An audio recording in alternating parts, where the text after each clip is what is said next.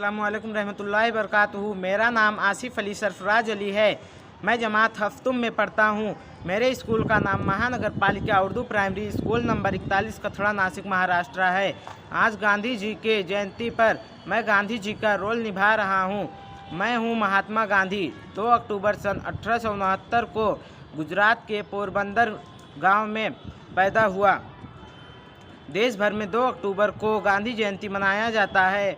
मैंने 1942 में भारत छोड़ो आंदोलन की शुरुआत की। मैं हिंदू परिवार से था। मेरा पूरा नाम मोहनदास करमचंद गांधी था।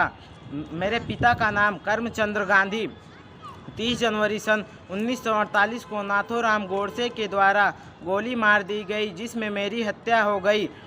मेरे जन्मदिन के रूप में अंतर्राष्ट्रीय अहिंसा दिवस मनाया जाता है।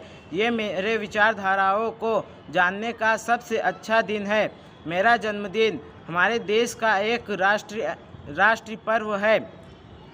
मेरा मानना है कि सभ्य समाज के लिए स्वच्छ वातावरण की आवश्यकता है। ये मुझे प्रति सम्मान दिखाने का मौका देता है। मैं शांति और अहिंसा के अग्रदूत हूँ।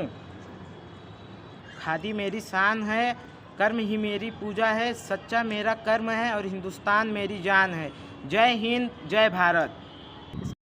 Thanks for watching.